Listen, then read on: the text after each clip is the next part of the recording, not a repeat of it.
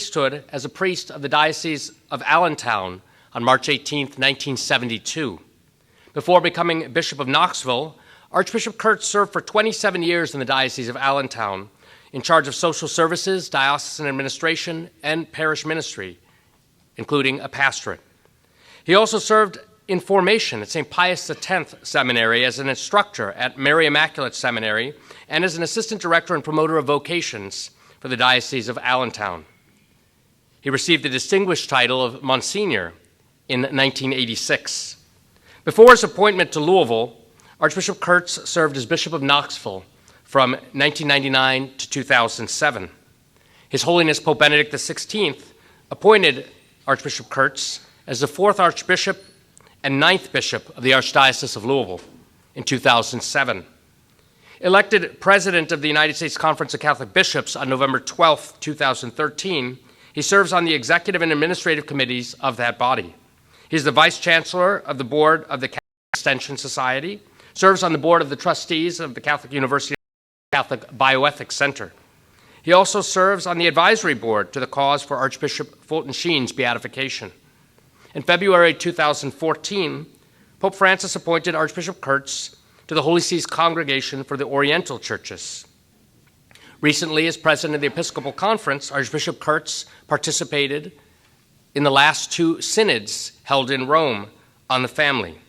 We are happy to welcome Archbishop Kurtz back to the Athenaeum of Ohio as he gives this year's James J. Gardner Lecture in Moral Theology. Archbishop Kurtz, welcome.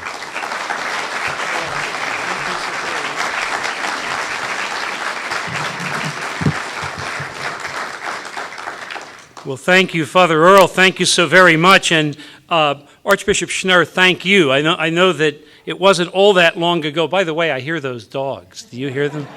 I think that was wise advice. And I said, oh, well, thank you. So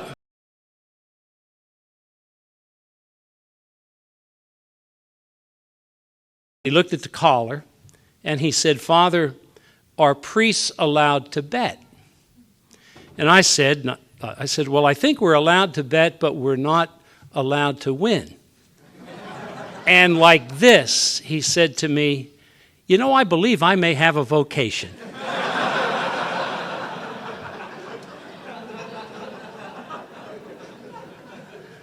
Now that's a big lead-in to get to the word vocation. The 14th Ordinary General Synod. So there's been 14 Ordinary General Synods since the Second Vatican Council ended. There have been some other synods. There was an extraordinary one last year. There's some local ones, so we're not getting into all of those. But if we took only the Ordinary General Synods, this was the 14th. And if you do the math, it means that every three or four years, there has been, since the Second Vatican Council closed, an Ordinary General Synod, and often done on a topic that is very, very important, that the Holy Father, having received advice, announces.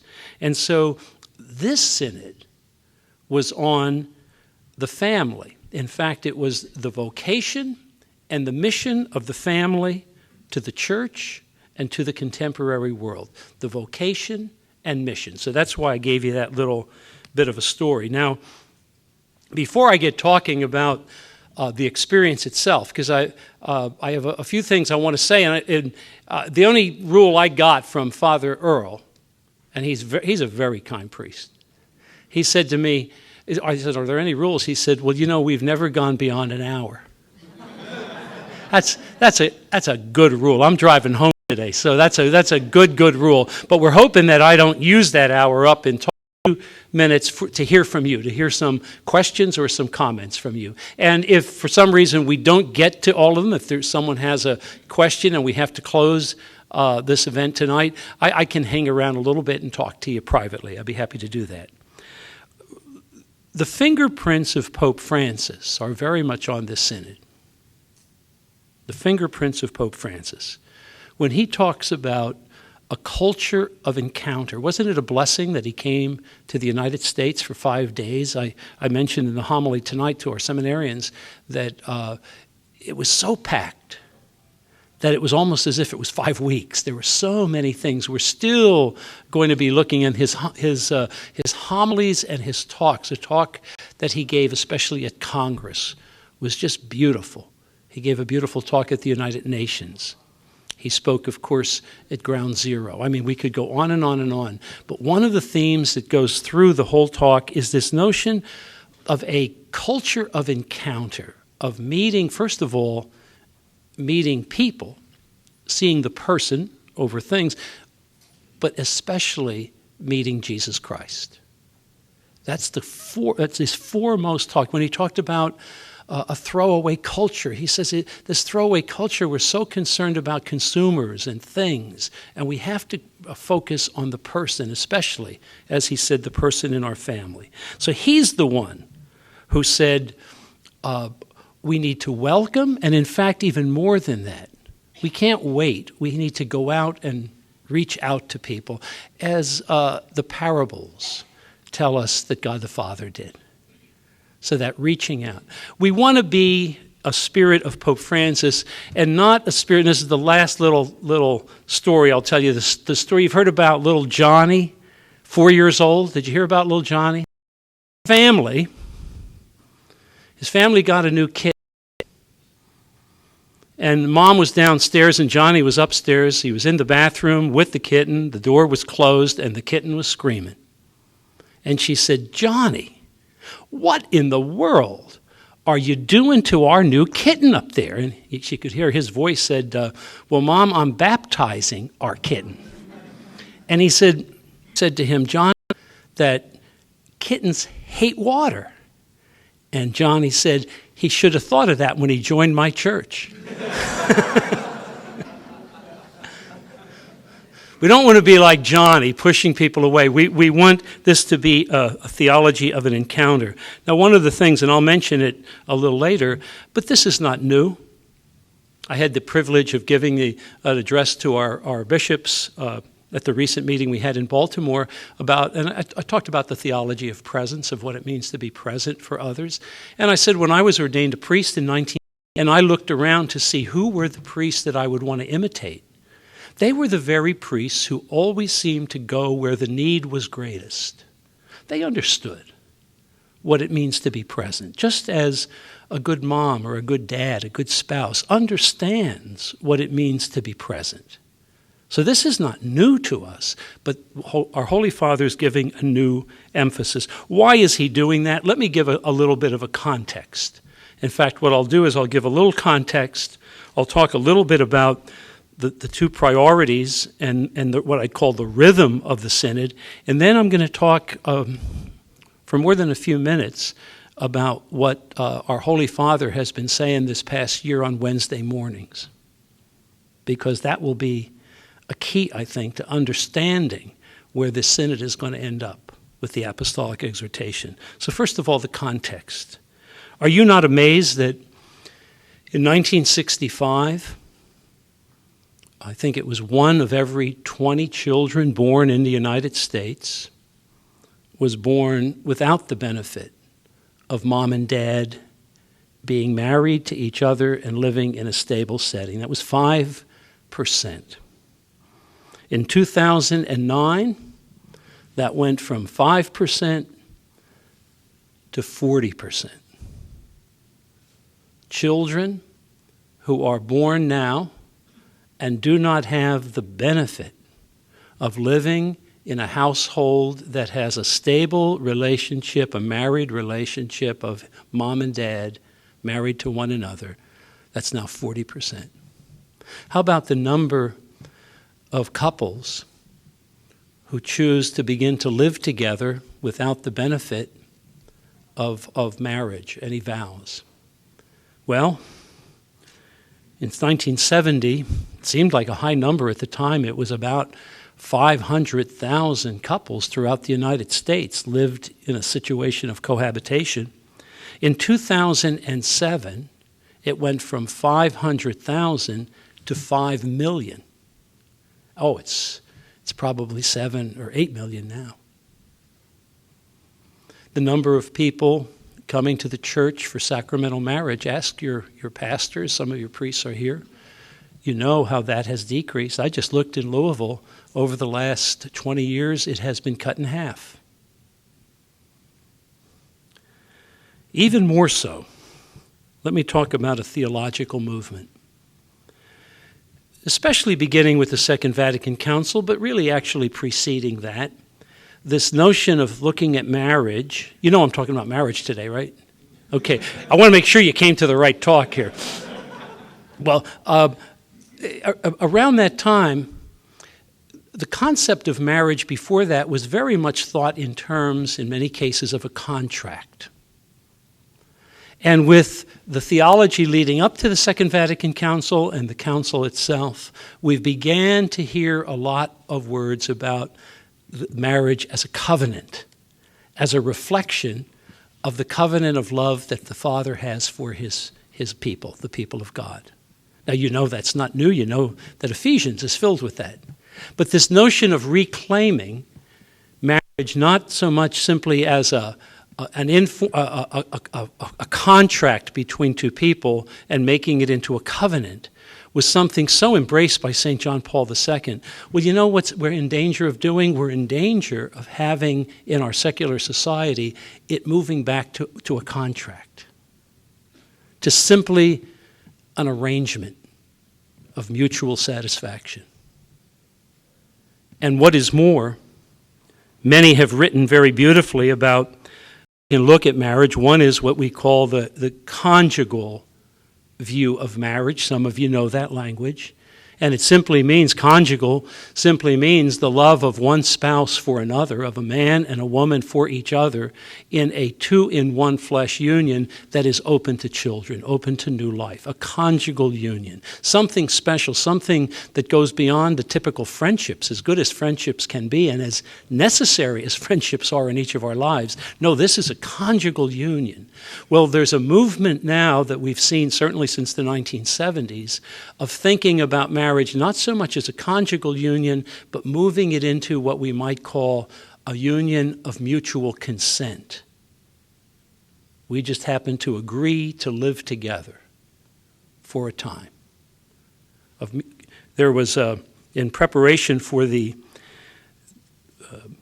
listening session, the listening in Cincinnati. And guess what one of the things we heard? So we're talking about faith-filled people asking young people about their ideas of marriage.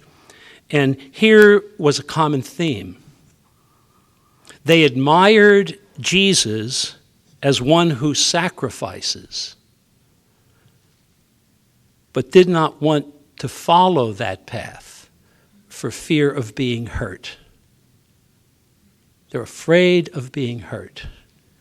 And so we have really a vitiation of what really is the core of a covenantal relationship that is conjugal, that is a beautiful relationship. And so the Synod of Bishops was called by our Holy Father. How wise he was to do of being in one of the small English groups, English Group A, there were 13 small groups that were formed, and we spent a lot of the 3 weeks at the Synod in these small groups. They were probably the most fruitful opportunities to do that. The small group that I was in, we elect a moderator and a relator. The moderator moderates or runs the meeting. In our group, that was Cardinal Pell, who's originally from Sydney, Australia. I was elected the relator, and the relator has a very blessed situation, but it's a lot of work. The relator writes down the summaries of what we talked about. And so one of the summaries, the last one that we did, I began it by saying, flowing from the tenderness of God is the vocation and missionary of the family, a primary announcer of the good news within the family and beyond. That, I think, is the core of this Synod on the family. The mission of the family, flowing from the tenderness of God. That mission is to be a primary announcer of the good news, first of all, to the members of that family, the way we treat one another in the family, but also overflowing into the lives of others. I'll be talking a little bit about that later, but it's the two major prongs, if you would, of the Synod. The first being, we need to call forth families who are not just objects receiving help, but are subjects. See, an object receives, a subject gives and shares. And so if family life is to be renewed within our culture, the primary agent will be actually families themselves who are inspired to be able to serve unselfishly their own family members, but also to allow that to go over into the lives of others. And it's that way that then every family is called to reach a neighbor, especially a neighbor who is wounded. And that's what our Holy Father talks an awful lot about. Let me talk a little bit about the rhythm of the Synod. The Synod itself, when our Holy Father began, there were 270 delegates. There were a number of other observers and other participants, but basically 270 delegates from all over the world. There were 9 were from the United States. And our Holy Father's first message to us on the first day was to say, remember, this is not a parliament. We're not coming together to pass legislation. He said, this is an action of communio, of the delegates coming together, prayerfully and frankly speaking to one another. You have to speak the truth. And if there's disagreement, just like a family, if families disagree, that doesn't mean you don't speak the truth. You always speak it in love, right? But you always do it in a way that also helps you listen to others. And he said, if you do that, that's an act of communio. By the time you're done and you present me with the final relatio, and we did, it was 94 paragraphs. I won't read them to you tonight. I know I disappointed one person, I guess. But the 94th paragraph said, please, Holy Father, issue an apostolic exhortation. Now, an apostolic exhortation is a fancy word for a papal document that pretty much flows from a synod. And except for the first 2 synods in the early 70s, there's been an apostolic exhortation every time. Hey, something very together by Pope St. John Paul II to be able to talk about formation of seminaries. How apt for us to use that example. And from that came an example of an apostolic exhortation. Some of you may remember the name of it. Pastoris Dabo Vobis. I give you shepherds. I give you shepherds after my own heart. And from that document came the vision of 4 pillars. I'm telling seminarians, I'm preaching to the choir here. Have you ever heard of the 4 pillars? You're going to say, oh my gosh, not another talk about the 4 pillars. Well, don't forget, that became our language from 1990. That was language, it's not that we weren't interested in these other things, but if you were in the seminary prior to that, you wouldn't have heard about the 4 pillars. Now don't say, oh shucks, but in all seriousness, there was a renewal of seminary life throughout the country, throughout the world, throughout the universal church that flowed from a synod. So we don't want to underestimate the power that the synod can have. Very, very important. That's just one example of it. What did we talk about? We talked about many things in those small groups, and we talked about the beauty of marriage. We talked about formation in marriage at all stages, remote, right before marriage, and ongoing formation after somebody's already married. We talked about the call for every family to serve. And then we spoke about the wounded. Now, most of the media picked up, sometimes in very narrow things, about the media. And you might have a question for me about that a little later. Let me say something more about an apostolic exhortation from our Holy Father. Probably about, what do we have here? I'm going to probably spend about 10 to 15 minutes on this one. So kind of get comfortable in your chair. In October 2013. President, we met with Pope Francis. It was his first year. And during our meeting, he said to us, I'm going to issue an apostolic exhortation. He didn't tell us the name. We found out later it was Evangelii Gaudium. He says, I'm going to issue it on the Feast of Christ the King. And then he said, there's a section this big, and he used his fingers to show it, on the homily. So you know that he put his heart and soul into that document. Well, guess what? The same thing is going to happen over the next 6 to 8 months. So I will predict, I've never been right, by the way, so don't put money on this. I would predict that apostolic exhortation flowing from the Synod will be issued in June, July, or August of this year. Not bet on. But it'll be this year, and he said it would be. Here's what I'd like to connect it to. The fifth Synod of the 14 occurred in 1980. Do you remember what that was a topic about? This is 35 years ago. It was on the family. It was on November 22nd, 1981, that St. John Paul II, flowing from that synod, issued an apostolic exhortation, and some of you know it. It's Familiaris Consortio. It's been called the Magna Carta, and it's a wonderful document.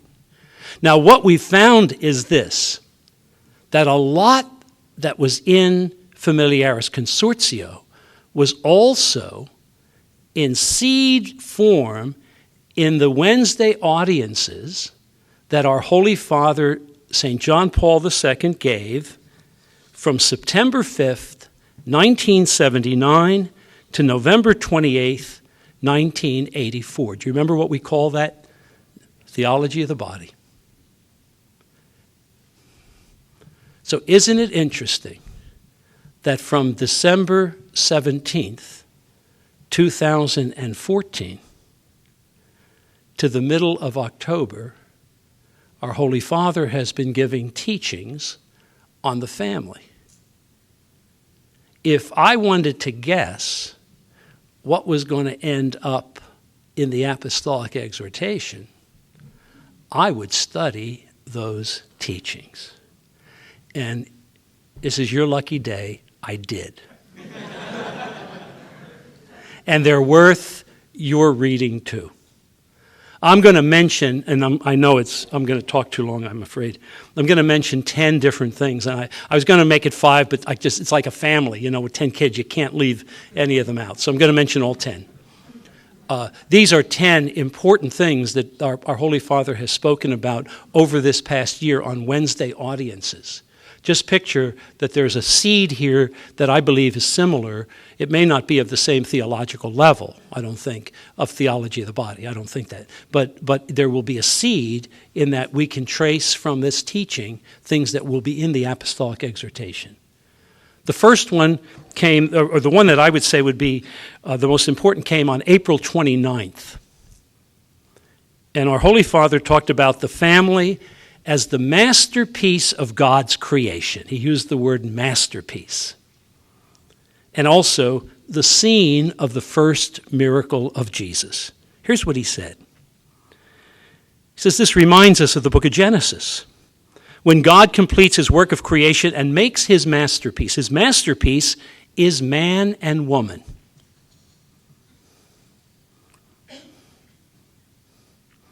Jesus begins his own miracle with this masterpiece, a man and a woman. Thus, Jesus teaches us that the masterpiece of society and a woman who love each other, this is a masterpiece. That's what our Holy Father said. Now, he goes on to say this, and I'll read this part fast. Since the time of the wedding at Cana, many things have changed, but the sign of Christ contains an ever-valid message. Today, it seems difficult to speak of marriage as a feast in this renewed time. It's a fact that progressively fewer people are getting married. This is a fact. Young people don't want to get married. In many countries, the number of separations is instead increasing while the number of children decreases, the difficulty of staying. leads to a bond of being broken with ever-increasing frequency and swiftness. Aren't you getting depressed?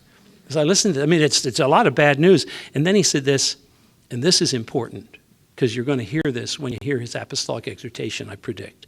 And children themselves are the first to suffer the consequences. This is Pope Francis's teaching. And that's the first thing I'd say. The second thing happened with his actually December 17th, so it'll be just next week. What are we, the 9th? So next week will be the first anniversary of this talk. And he said Jesus was not born into a palace. Maybe you've heard this because he repeated this in Philadelphia at the World Meeting of Families. He says he wasn't born into a palace. He was born into a family. This new beginning happens within a family in Nazareth. Jesus was born in a family. He could have come in a spectacular way or as a warrior, an emperor. No.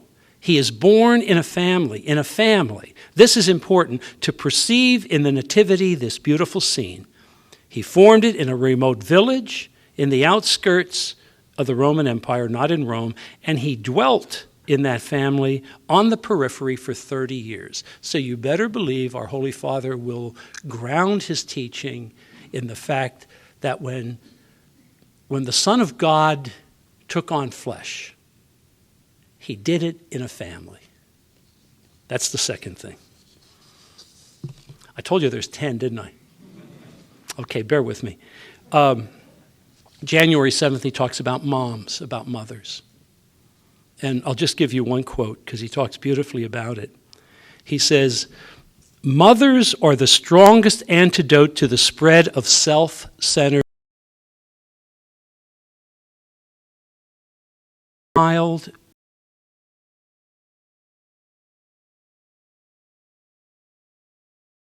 which we can understand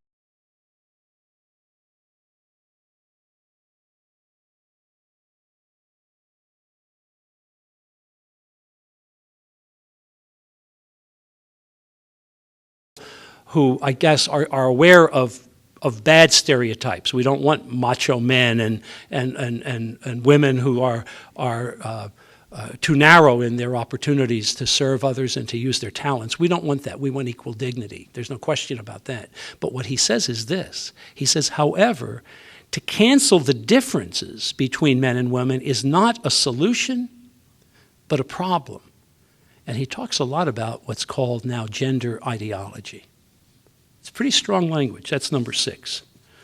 Number 7, and boy, is he concrete on this. Maybe you read this part. This was May 13th, so I'm already in May. I mean, we're getting close. We're December, so we have to move along. He said the 3 expressions that show a healthy family, and maybe you've heard this.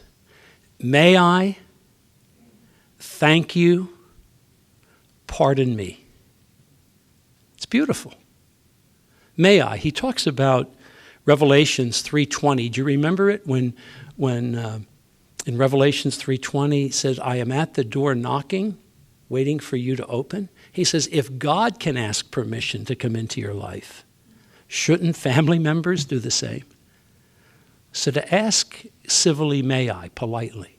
Secondly, to say thank you, the gift of gratitude. And thirdly, pardon, both to receive and to give forgiveness. This is important because I remember I was, as I think Father Earl mentioned, I have a degree in social work, and so many of my years was in Catholic Charities work and in family therapy and such areas. And we always said that the sign of a strong personality, if you only have a little bit, if you only have 5 minutes to meet someone and you want to assess them, find out what their capacity is to say thank you and to receive and give forgiveness.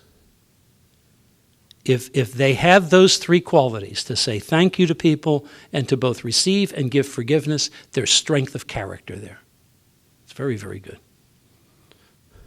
We're already at 8.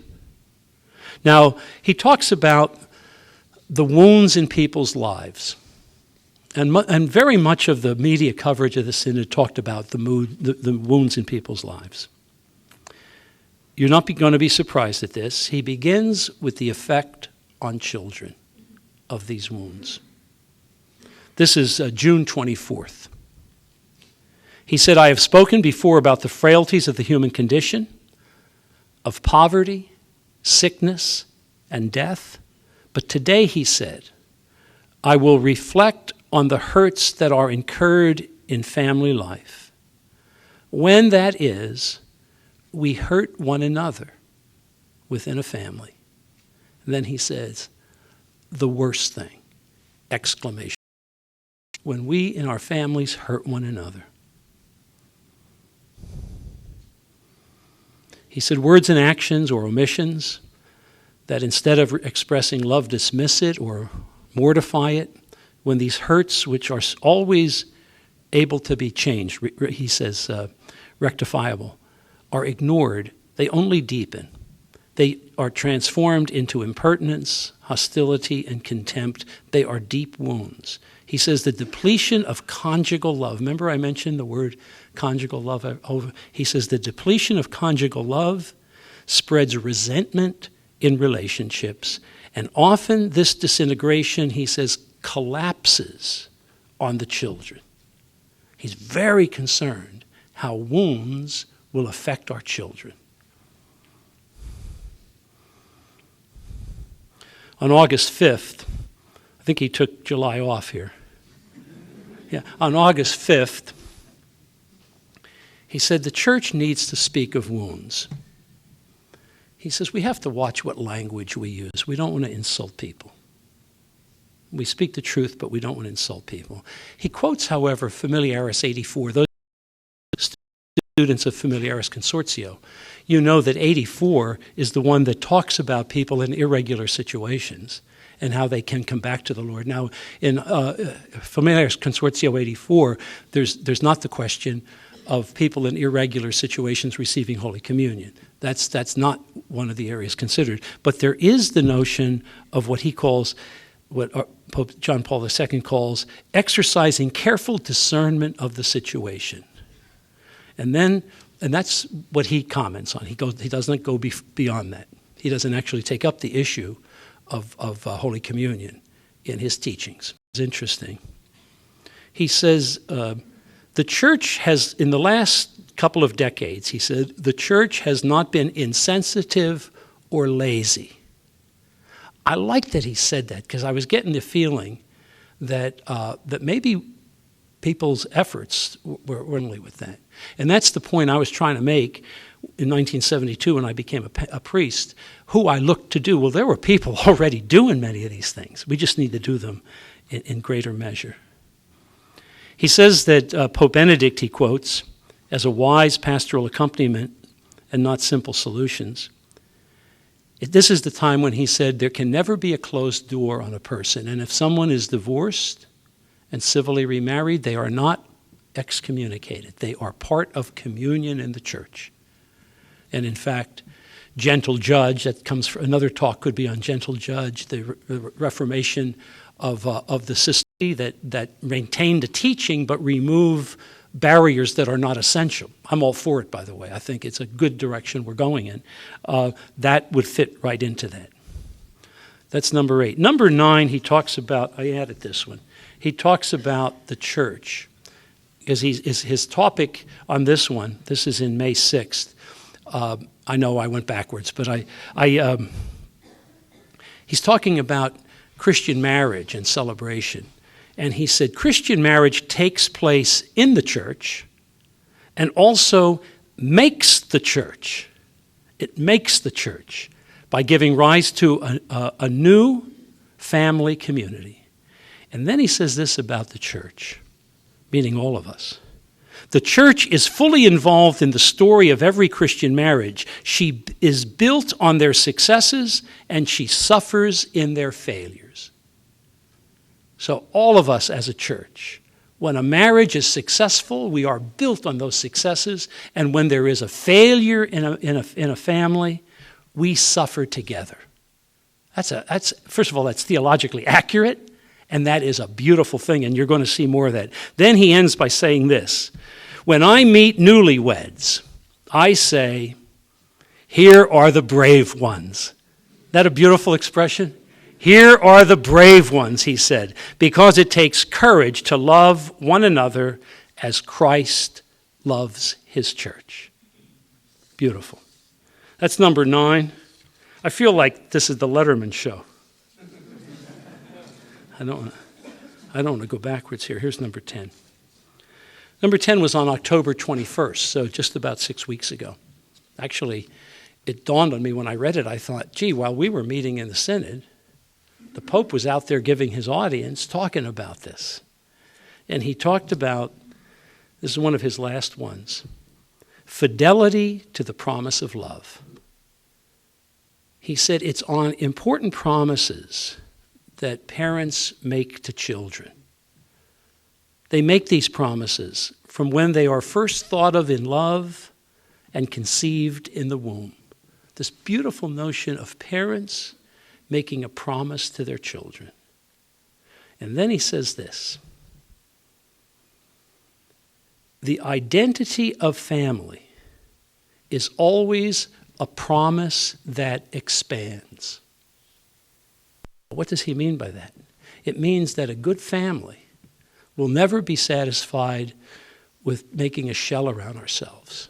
But a good family will always reach to neighbor, will always reach to someone else. See, this is the concept of the family as the subject and not simply the object of evangelization. An object receives, remember, a subject gives and shares. So he's saying that the identity of the family is always a promise that expands. So I want to give you one little example of a letter that I've read here in this room before, but I want to read it again because it was a letter sent to me in 2007 when I was the bishop in Knoxville. And it's from a woman who lived in Chattanooga, whose parents were from Cincinnati. And here's what she said. Dear Bishop Kurtz, I'm a member at St. Jude Parish in Chattanooga. I have information that I want to share with you about a couple not in your diocese, but that you might be interested in through your role with the Conference of Catholic Bishops on Marriage and Family. My grandparents, Leo and Lucille Wenstrup, will celebrate their 70th anniversary on May 30th this year in Cincinnati, Ohio. They are truly an excellent example of what married life should be. In the last 70 years, they have lived through some wonderful events, such as the birth of their 5 children, 15 grandchildren, and 15 great-grandchildren. They have also weathered some very difficult times, and through it all, they truly care for one another. At 91 and 90, they are still living alone together. I was able to visit them recently, and as always, what struck me was how wonderfully they take care of one another. I watched Graham wrap Grandpa's elbow in ice when he had a knot that's having trouble healing. I saw Grandpa count out her pills and be sure that she took each one at the appropriate time. She ties his shoes for him, and he helps her with dinner. They are truly a team in all aspects of life. They're also truly in love, even after 70 years together. Consistently, when I've called them, I'll tell Grandpa to give Graham a kiss for me. And he'll say, "Oh, I'll enjoy that." I remember remarking at their 50th anniversary how they still held hands. Since they've been retired, Grandpa has tried to say one rosary for each of their 5 children every day. Grandma also reads her missal every day without fail. They get communion as often as possible, even though they haven't been able to get to church recently because of health problems. As you can see, God has an active part in their lives and marriage. Leo and Lucille Wenstrup serve as a tremendous example of married love. They are an inspiration to me, a true gift from God. We hear so much about the statistics on divorce and how difficult marriage is. I thought this wonderful statistic of the success of marriage was worth sharing. Thank you for your interest, and may God bless your work. Yours truly, Melissa Mead. Well, I mean, isn't that a beautiful letter? I heard that letter, and I was just taken up. I called a priest friend of mine, and I read the letter to him, and I said, I don't know this couple from Cincinnati, but I'm going to write them a nice note. And he said, no, you're not. I says, what do you mean? He said, you got to send them flowers. That cost me $45. But that was the best $45 I spent that year, because the church needs to inspire.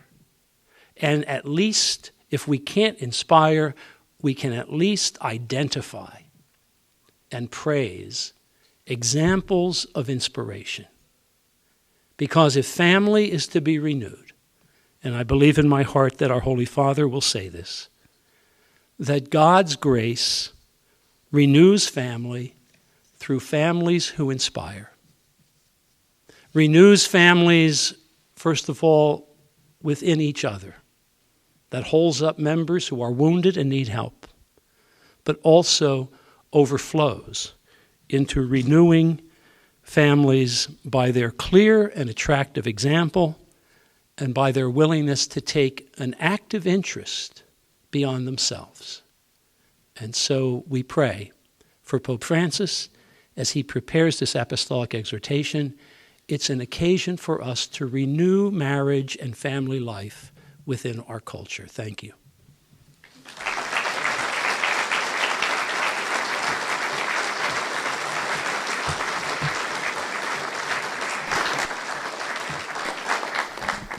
Thank you, Archbishop Kurtz. At this time, we'll take questions. So if you have a question for Archbishop Kurtz, I'd ask that you simply raise your hand, and I will come to you with the microphone.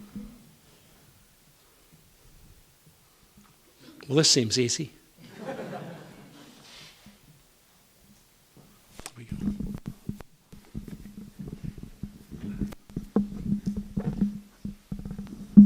John Comer, retired, class of 72. Hey, John, nice to see you. Thank you. Good to see you. Are you a priest?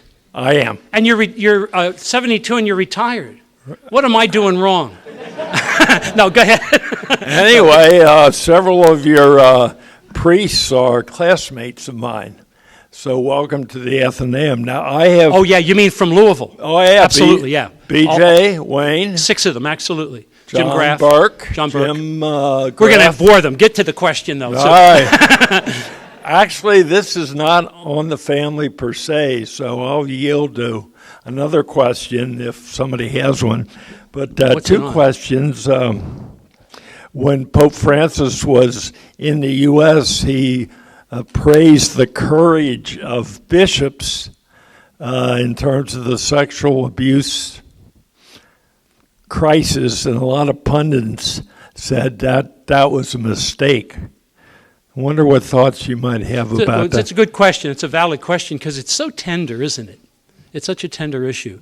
The only thing I can say is I was there, of course, when our Holy Father spoke. They're referring to his words to us at St. Matthew Cathedral. That's actually, I referred to that earlier myself, maybe in the homily, I forget. Yeah, it was in the homily I referred to it. I'll give you an example, John, that I think is good. When Spotlight came out, the new movie, Right. Some people thought we should ignore it. I didn't. I did a blog on it. And on the blog, I said, I thank the media. I don't always, and I quoted something that I wrote 5 years ago in which I said, I don't always agree with the tone, the length, and even the accuracy of what media has done over the last 15 years, but they did not cause the problem. And so I thank them for bringing to light a terrible problem within our church, and I would add within our society. And for our Holy Father, I think, to praise the efforts that have been made, because by the way, at that point then I said, let me tell you the things that have happened over the last 15 years, not for self-praise, but for accuracy. We need to talk about the steps that have been taken, because good people, including people, priests like yourself, have worked very, very hard to create safe environment. Are we perfect? Absolutely not. Is there still a danger that someone could be hurt by a person in trust within the church? Sadly, yes. But have we made progress? I say yes. And so, no, I think our Holy Father was right on. I think it's very easy to take things into a small context, but I thank you for the chance. I'll be happy to talk with you afterwards. Let's see, let's get to another question, though. There's, down here, I think, was one. Right here.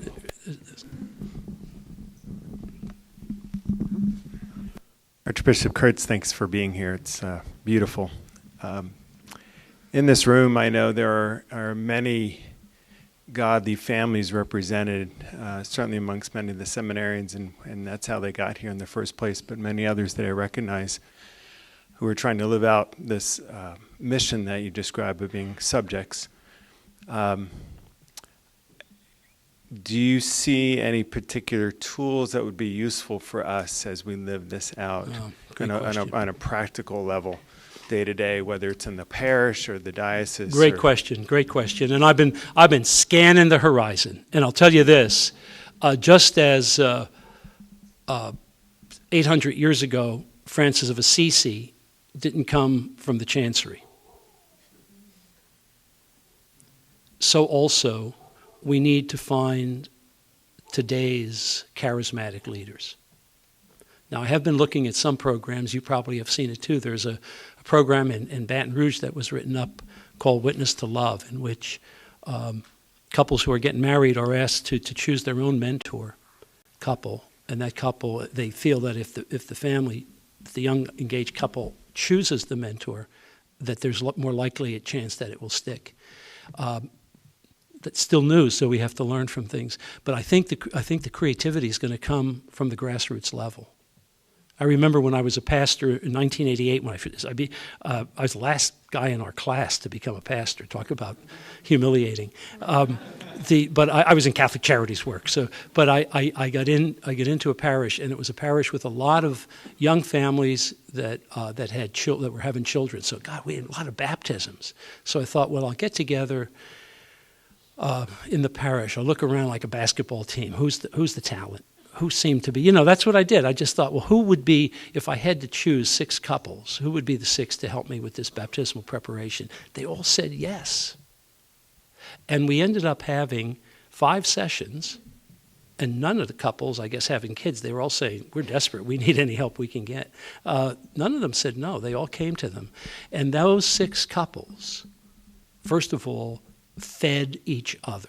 In fact, later they said, on a Friday night, we now go out together because we don't like going to bars and not knowing anybody. We like to be with people who think like us and who support our values. So I think those kinds of examples we need to do more of. We need to be asking and not just what creative priests, we have to say what creative families are saying, I tried this and this really has worked. And that's what we need to do more of now. But you're absolutely right that there will be examples, but I don't think we can simply, I don't think they're going to get manufactured in some back room. I think they're going to happen with real families who are touching the lives of real couples and individuals today. It's a good question. All right, thank you. There's one more.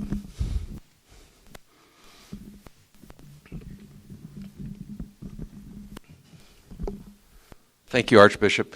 I'm asking this question as a husband, grandfather, father of a priest, and also a lawyer who has a licentiate in sacred theology. So just to be fair. You know what?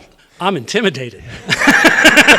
No, I'm only teasing. But no, we talked. We know each other. And I'm certain you're not intimidated by Absolutely. me. Absolutely. Yeah. You brought up an interesting point about this term use subjective, and what came to my mind was subject. Mm-hmm.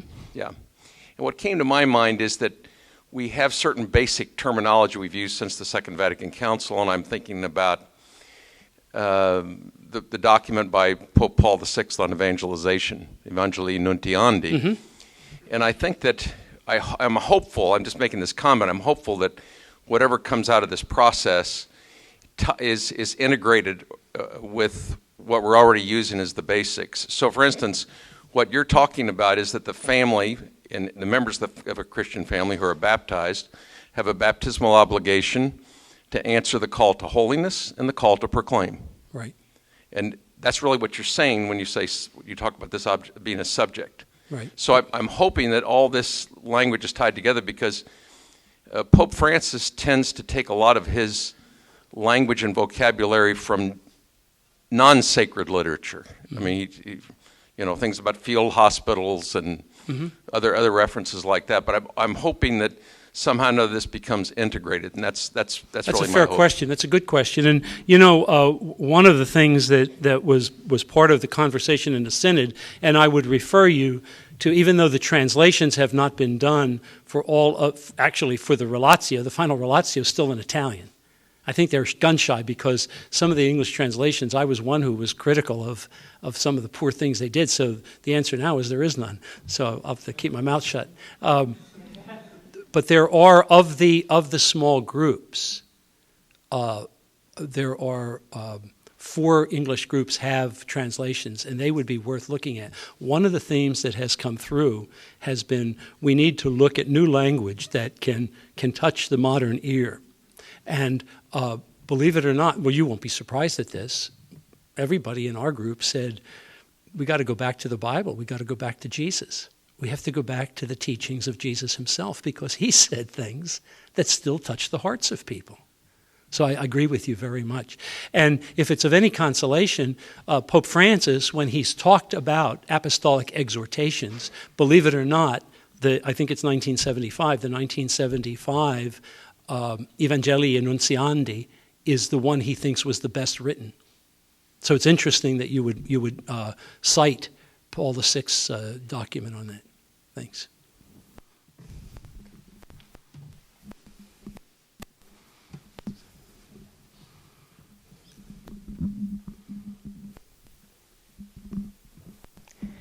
Thank you, Your Excellency. I'm a mother of a few young children. Is it your brother who just got candidacy? Yes, my brother Robert. All right, good. So we're really happy to be here, and thanks for speaking. I wanted to say something about your comment just now about the language. That's something that I've had on my heart, and I kind of wanted to share just in our journey. We've really experienced a beautiful and healthy married life so far, and trust that it will continue to be that way. And something that I think facilitates that, believe it or not, is hearing teaching about what is sin. Mm-hmm. And I think that there's so many deceptions that we have in our society, and so many people saying that it can be, however you feel like, that I think that for me, especially being a mother, and I'm a person that has a lot of musical gifts and a lot of talents, and people have pushed me all my life to, follow that. And I've had to be really countercultural to make the decision to stay home with my children. Mm-hmm. But I think that not only encountering the theology of the body, which was incredibly influential in our marriage, to understand why this stuff matters, but also reading encyclicals in the continuity of the Church's teachings on family life, including Gasti Connubii and other encyclicals dating far, and just looking at seeing what the Church has been saying traditionally and all throughout has been really, really helpful, because at least for my husband and I, we've been able to navigate some of those difficulties and renounce things that are an obstacle to beautiful family life on account of good teaching. So I appreciate, and I think that priests and bishops need to be encouraged to not to be afraid, of what people will think, when you say the hard truth, Yeah. Well, it's a good question. First of all, it's a good statement. Thank you for that, and thank you for the witness. Some observations I would have, because I think you're right on board. Actually, the synods, both synods last year and this year, the original document had very little about sin and conversion. Now, the final documents does have. In fact, the final document last year had, on 3 different occasions, the quote from Jesus, "Go and sin no more." Now, what our Holy Father preached about this morning, I guess it was this morning, or it was yesterday with the opening of the Synod of the door, he said, I think, remember, mercy comes before judgment. He's right on that. And we have to be careful we honor the pastoral truth and pastoral way of Jesus. Because Jesus did say, "Go and sin no more," but it was always at the end of the conversation, not at the beginning. And so I think the pastoral style, and I hope the seminarians here, but also family members, because the witness is not just of the priest and bishop, but sometimes the most effective witness, if I do it, they say, "Oh, he has to say that," is from another family member being able to say, "I don't know if you know this, but what you're dealing with is rat poison. You know, you're taking this and this is killing you." One of the things that we just did, that I talked about today, we had the Catholic Conference of Kentucky met all day today, and I've been pushing the new formal statement that the bishops just passed 2 weeks ago called "Create in Me a Clean Heart," which is on the dangers of pornography. And I believe that is a path toward talking about sin and about addiction and about the way sin can take over people's lives and turn them in on themselves.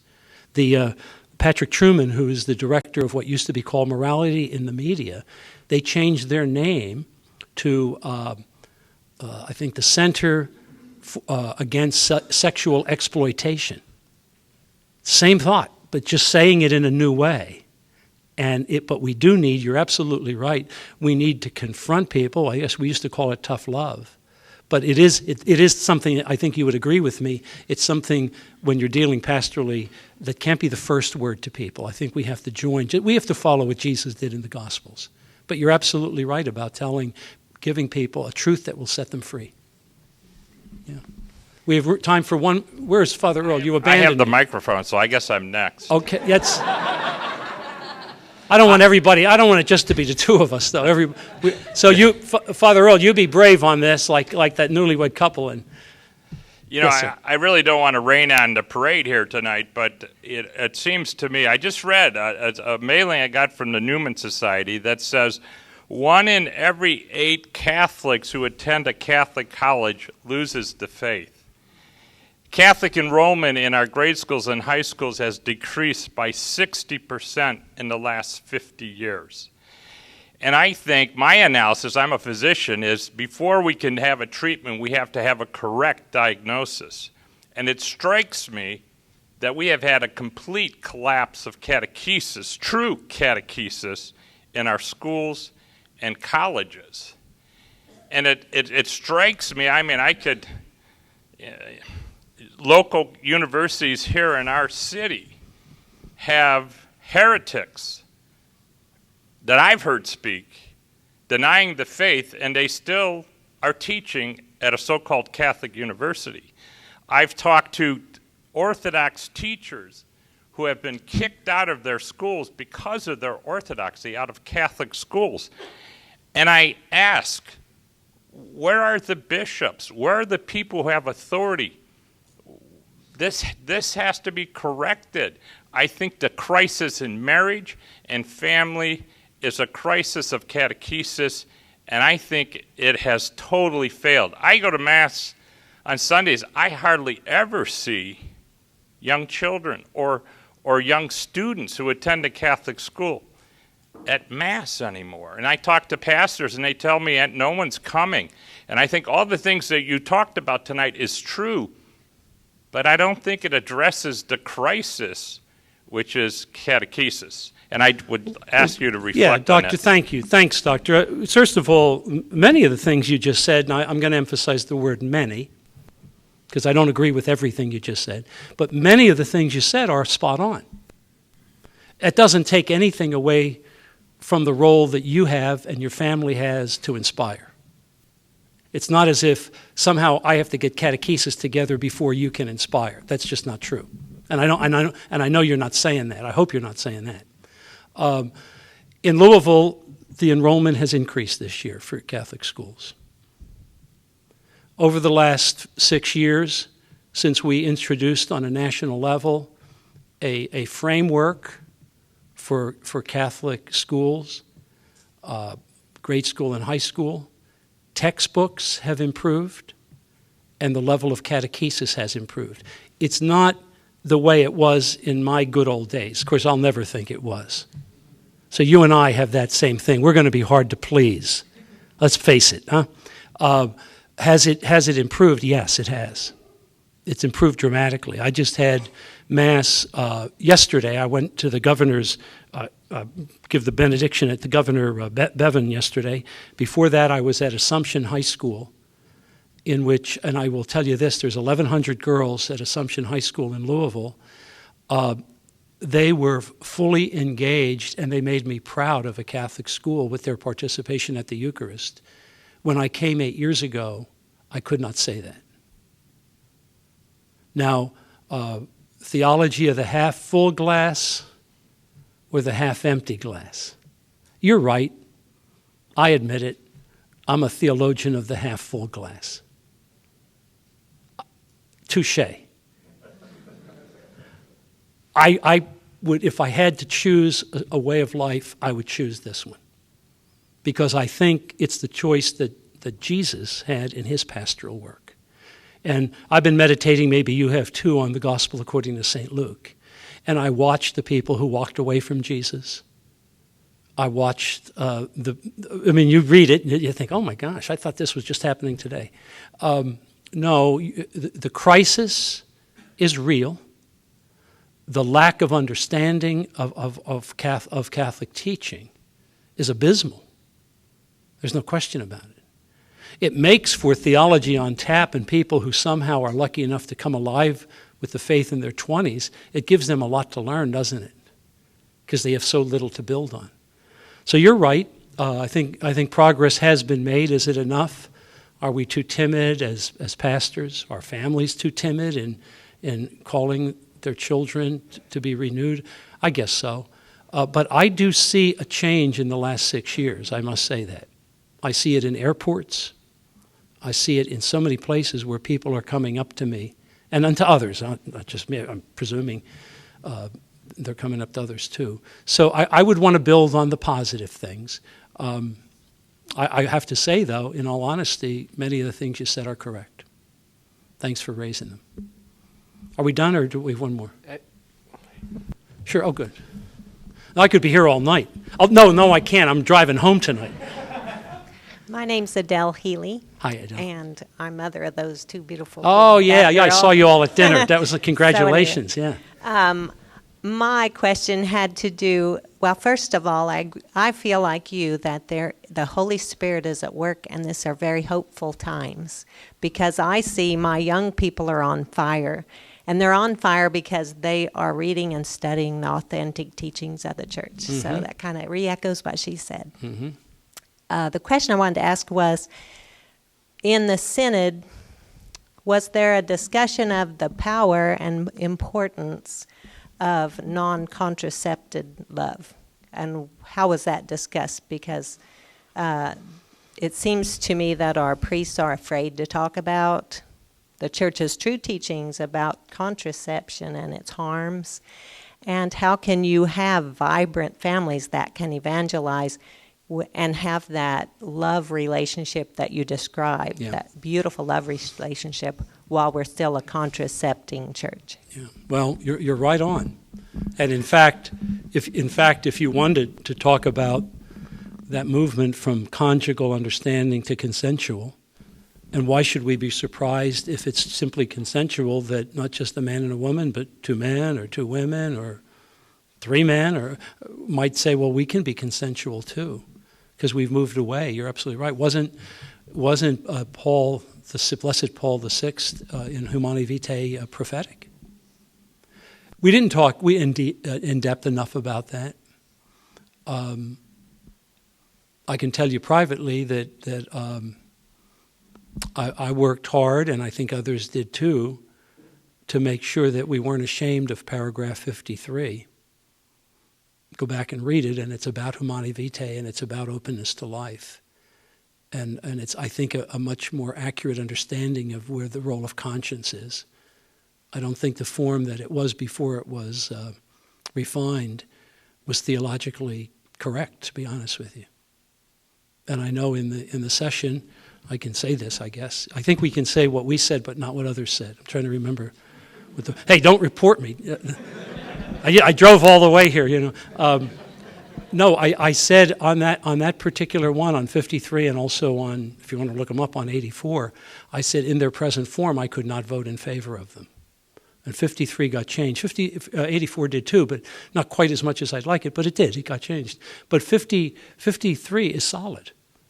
And now we did not, I wish we would say that it was set up in a synod that we delved into topics. There's a form of debate that's going on there, so it's a little bit of that. But I think it is an important consideration. And the final document I would refer you to, I think it's paragraph 53, that talks specifically about children, openness to life, and Humanae Vitae.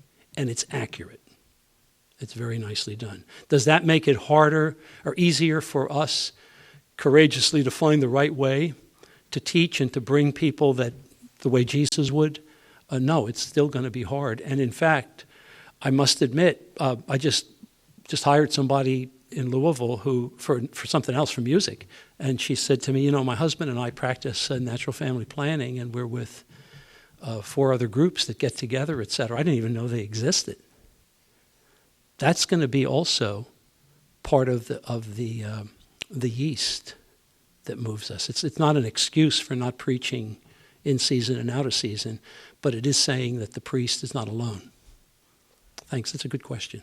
All right, I do want to cut off the questioning at this point, but Archbishop Kurtz will be available to shake hands and answer some questions privately afterward, but we do want to get him home safely. That's good. Hey, thanks, everybody. This is like confirmation. We finish up at a decent hour.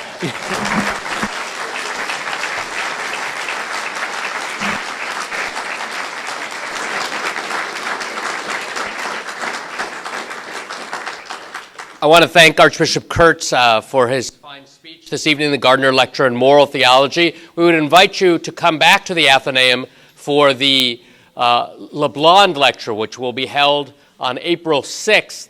Cardinal Daniel DiNardo of the Archdiocese of Galveston-Houston will be here to deliver the lecture. Again, he also participated in the recent Extraordinary Synod on the Family, so we'd invite you back for April 6th. We also have the evaluation cards placed on the chairs.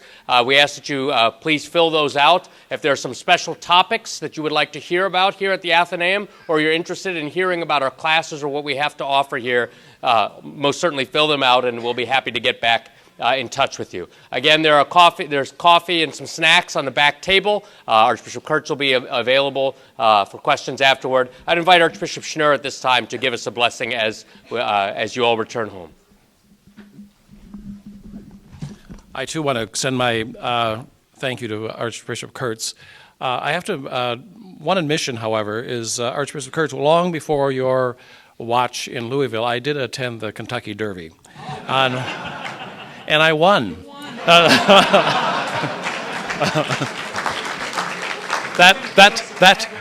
That was the first race. And then I proceeded to redeem my vocation, to save my vocation by losing everything after that. To everyone, I want to thank the seminary staff for putting this program together this evening. I want to thank everyone for being here this evening as well. Let us pray. The Father, the Son, and the Holy Spirit. Amen. Heavenly Father, we thank you for bringing us together this evening. We thank you also for the blessing of the domestic church, the family. We ask that we continue to grow in our love and appreciation for the family, and that as a church we continue to work to strengthen that family and all that it does to serve them and to make them very fruitful. And we ask this through Christ our Lord. Amen. The Father